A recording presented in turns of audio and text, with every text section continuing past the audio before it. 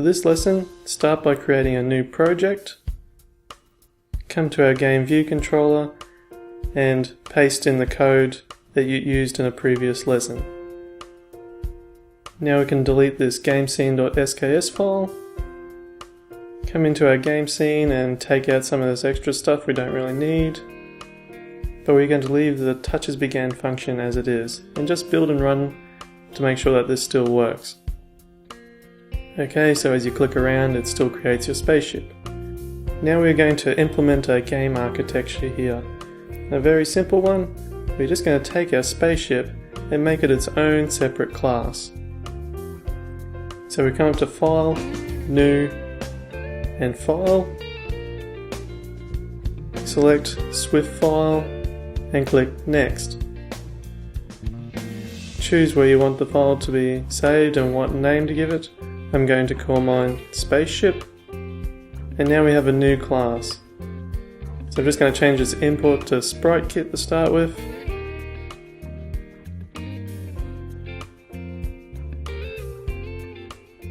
We're going to now define the class of Spaceship, and its superclass, the class that it inherits from, is going to be a SK Sprite node.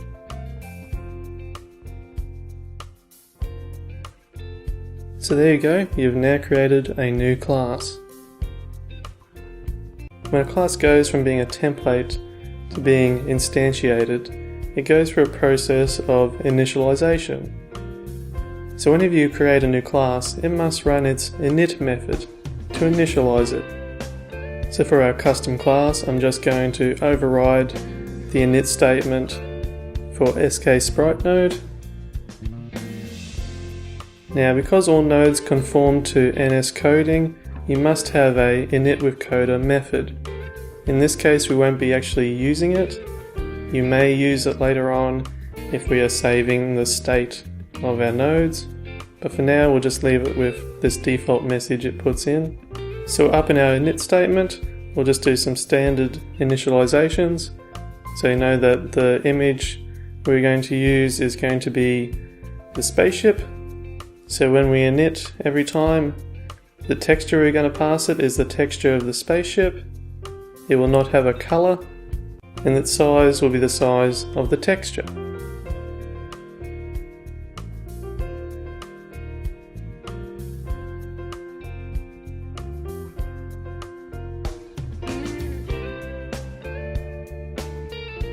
We can take this scaling information and put it straight into our init statement, so we don't have to repeat that code. We can also take this action which is performed that makes it rotate and put it straight onto the spaceship itself. Because we're doing all this directly on the spaceship, we don't need to tell it that we're doing it to the spaceship or even reference self. You can access all of these properties directly. So now we're able to take out all of this code. The only other thing we need to tell it is its position. So what we might do is just give it a convenience init. This allows you to simplify your initializations a little further. And we're going to tell it that we're going to pass in the location. So we're going to call self init. We're not going to pass anything into it because all of that has been overridden already. So we're just going to call our initialization statement and then tell it the location that this sprite will be added when it's initialized.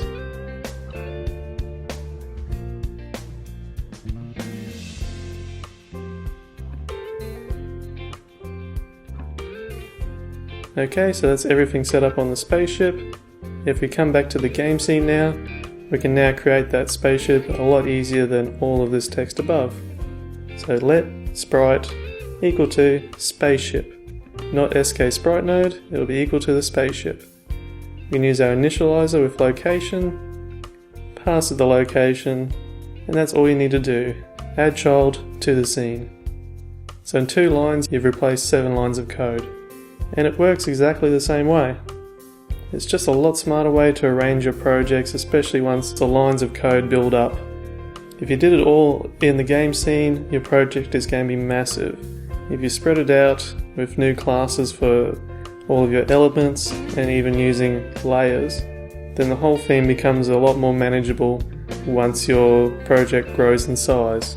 So I mentioned layers. Let's take a quick look at that. I'm just going to come up here and say let game layer equal to skNode.